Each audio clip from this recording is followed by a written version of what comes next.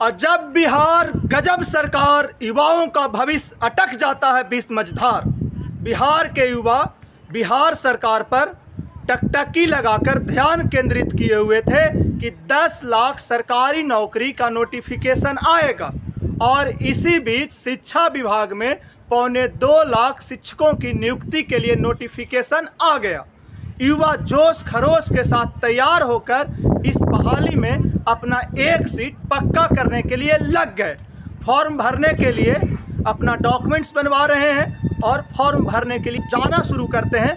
वैसे ही पता चलता है कि इस नोटिफिकेशन में कुछ चेंजेज हो गई, कुछ एडिशन आ गया, और फिर वह नोटिफिकेशन में जो अपडेट आता है उसको पढ़ते हैं और उस हिसाब से अपने डॉक्यूमेंट्स को तैयार करने लगते हैं और देखने लगते हैं कि अब हम इस फॉर्म भरने के लिए एलिजिबल हैं कि नहीं। और अभी तक फॉर्म भरते भरते दर्जन भर सुधार का नोटिफिकेशन बिहार सरकार जारी कर दी गई। हाल ही 2.25 लाख शिक्षकों की है, और ऑलरेडी बिहार सरकार में 4,10,000 से ज़्यादा शिक्षक नियोजित शिक्षक के रूप में कार्यरत हैं। मतलब जितनी बहाली आई उससे दुगना से ज़्यादा शिक्षक पहले से बहाल हैं, और वह नियुक्ति पे नहीं है, नियोजन पे हैं, जिनको सरकार वो सारी सुविधा नहीं देती है जो एक सरकारी कर्मी को मिलता है। और उन्हें भी कह दिया गया कि आपको भी इसी 2.25 लाख की बहाली में इसी तरह फॉर्म भर के शामिल होना है और परीक्षा पास करना, तब आपको सरकार के राज्यकर्मी का दर्जा मिलेगा। अब जो शिक्षक समुदाय पहले से नियुक्त हैं वो खुद 4,10,000 हैं। अब सोचिए, जब बहाली ही 2.25 लाख की आई तो वो 4,10,000 यदि सबके पास कर जाते हैं तो सरकार उनकी नियुक्ति कहाँ देगी?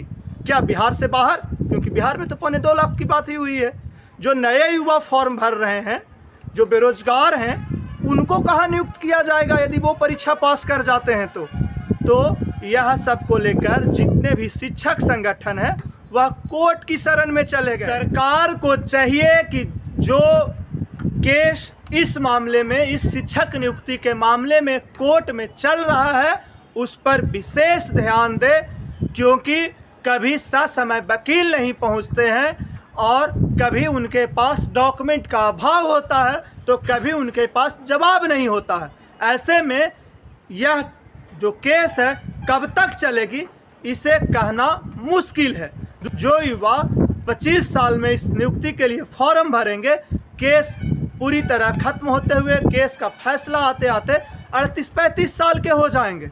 और मैं यह बात इसलिए कह रहा हूँ क्योंकि ऑलरेडी इसी शिक्षा विभाग पर पटना में हाई कोर्ट में 6,000 से ज़्यादा मुकदमे लंबित हैं।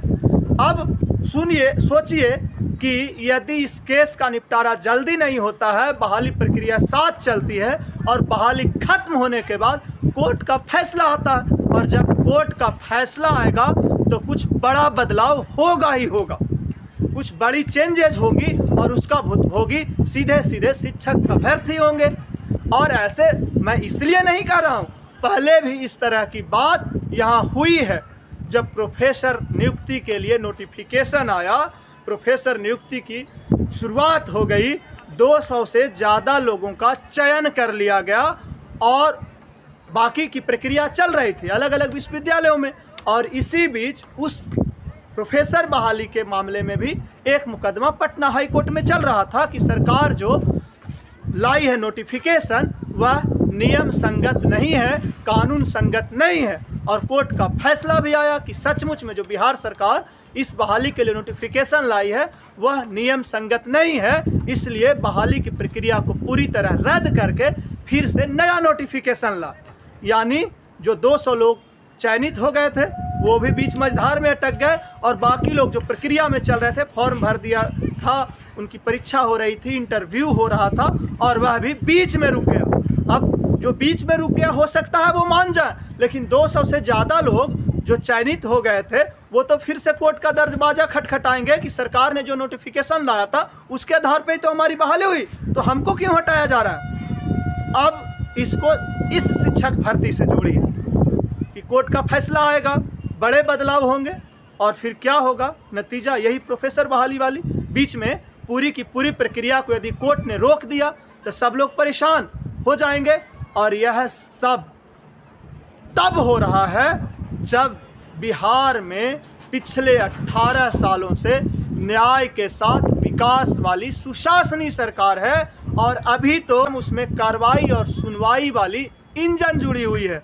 कार्रवाई और सुनवाई वाली सरकार के शिक्षा मंत्री इतने ज्ञानी हैं, इतने ज्ञान देते हैं कि हर रोज़ मीडिया पर वो ही छाए रहते हैं, मीडिया में उनके बयान की चर्चा होती रहती है। तो हमें जहाँ तक लगता है उन्हें इस बात का भी ज्ञान होगा, इस बात की भी जानकारी होगी कि पटना के हाई कोर्ट में नई शिक्षक नियुक्ति के लिए जो नोटिफिकेशन आया है उसके खिलाफ भी मुकदमा दर्ज हुआ है, और पहले से भी 6000 मुकदमे शिक्षा विभाग पर दर्ज हैं।